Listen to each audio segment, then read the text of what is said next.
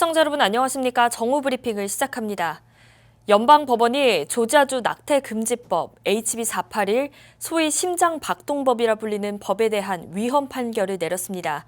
스티브 존스 조지아주 북부 연방법원 판사는 13일 해당 법은 여성이 임신 후 6개월까지 중절을 선택할 수 있도록 보장한 헌법상 권리에 위배된다고 밝혔습니다.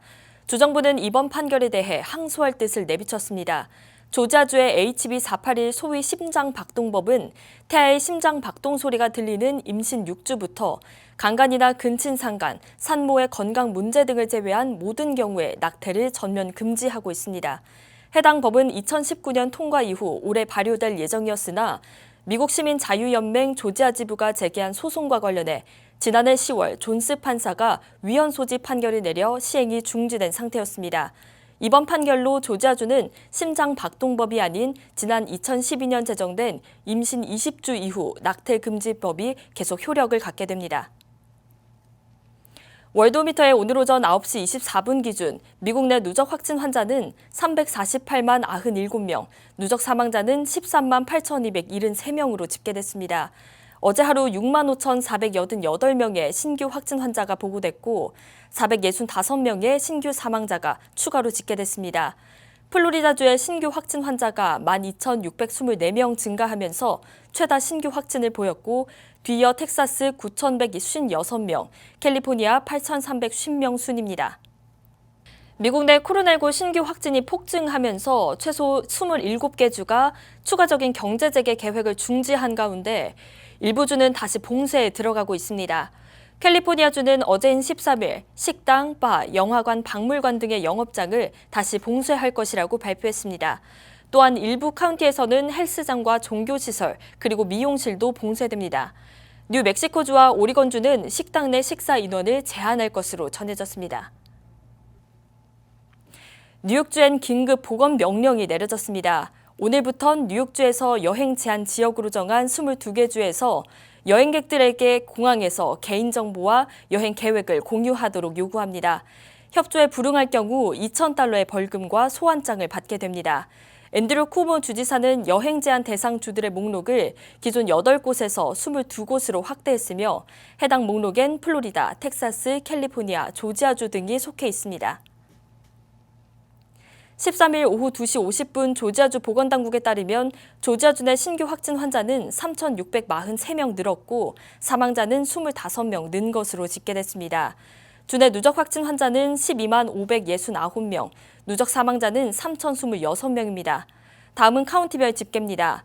귀넷 카운티의 확진 환자 11,691명, 사망자 185명, 풀턴 카운티의 확진 환자 11,080명, 사망자 326명, 디켓 카운티의 확진 환자 8,618명, 사망자 182명으로 집계됐습니다. 코로나19 검사 결과가 지연되고 있습니다. 캐슬린 투메이 조지아 보건부 장관은 WSB-TV와의 인터뷰에서 현재의 검사 결과 지연 사태는 용납되지 않는다고 말하며 대응에 나설 것이라고 전했습니다. 투메이 장관은 해당 문제와 관련해 브라이언 캠프 주지사에게 보고를 했으며 주지사가 직접 연구소들에게 검사 속도를 올릴 것을 지시하고 검사를 실시하는 연구소의 숫자를 늘릴 것이라고 말했습니다. 투메이 장관은 검사를 받은 사람들이 자가격리를 하고 있으며 접촉자 추적이 필요할 수 있기 때문에 검사 결과가 신속하게 나오는 것이 중요하다고 말했습니다. 메트로 애틀랜타 지역의 대표적인 초대형 교회 노스포인트 커뮤니티 교회가 올해 연말까지 대면 예배를 중단한다고 밝혔습니다. 앤디 스탠리 담임 목사는 13일 최근 주내 코로나19 확산이 급증하면서 무엇보다도 교인들의 안전을 보장할 수 없다는 점에서 이 같은 결정을 내리게 됐다고 밝혔습니다. 교회 측은 당초 8월부터 대면 예배를 재개할 예정이었습니다. 그러나 스탠리 담임 목사는 지난 12일 예배에서 향후 예배 관련 소식을 영상을 통해서 전달하겠다고 밝히면서 어떤 결정이 내려질지 관심이 모아졌습니다. 한편 노스포인트 교회는 알파레타를 비롯해 4개의 지교회가 있으며 등록 교인 수는 약 4만 명으로 알려져 있습니다. 이민세관 단속국 ICE가 온라인 수업만을 받는 유학생의 비자를 취소할 것이라는 신규 지침을 지난주에 발표했습니다. 지난 8일 드폴 대학교에 재학 중인 한국 유학생이 샌프란시스코 공항에서 입국을 거부당했습니다. 수업이 등록되어 있지 않다는 이유에서입니다. 하버드와 MIT는 IC의 신규 지침에 대해 소송을 제기한 바 있는데 두 대학을 지지하는 수십 개의 대학들이 법정에 제출한 의견서에 지난 8일에 입국을 거부당했던 한국 유학생의 사례가 적혀 있습니다. 로이터 통신은 연방 국경세관 보호국 측이 해당 사례에 대한 답변을 아직 하지 않았다고 보도했습니다. 전 세계가 백신 개발에 마지막 희망을 걸고 있습니다. CNBC에 따르면 13일 트럼프 행정부의 한 고위 관료는 4주에서 6주 안에 백신 물질 제조에 들어갈 것이며 올해 여름이 끝날 때는 활발하게 백신을 제조할 것이라고 말한 것으로 전해졌습니다. 백신 상용화 단계는 아직이지만 개발은 올해 여름이 끝나기 전에 마치겠다는 겁니다. 일각에선 백신이 나온다 한들 완전히 안심할 수 없다는 게 전문가들의 평가입니다. 프랑스 감염병 전문가 아르노 퐁타네는 백신이 나오더라도 100% 효과가 있을 것이란 보장이 없다고 말했고, 앤서니 파우치 국립알레르기 전염병 연구소 소장 또한 백신의 면역 효과가 영구적이진 않을 것이라고 여러 차례 언급했습니다.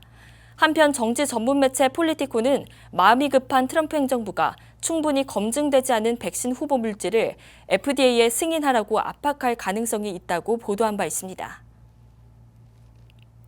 브라이언 캠프 주지사는 지난 독립기념일 연휴 발생했던 과격 사태에 대응하기 위해 발령했던 비상사태 명령을 27일까지로 연장했습니다. 해당 비상명령에 따라 1,000명의 주 방위군이 애틀랜타시에 배치됐던 바 있습니다. 독립기념일 연휴 기간 동안 11개의 총격 사건이 발생해 31명이 총격을 당했고 5명이 사망했던 것으로 알려졌습니다. 또한 시위대가 조지아 순찰대 GSP 본부 건물에 벽돌과 폭죽 등을 던져 파손시킨 것으로 전해졌습니다. 비상명령에 따라 배치된 주 방위군은 주청사, 주지사 관저 등 정부 건물들을 보호하며 순찰 임무를 수행합니다. 이상으로 정오 브리핑을 마칩니다. 시청해주신 여러분 고맙습니다.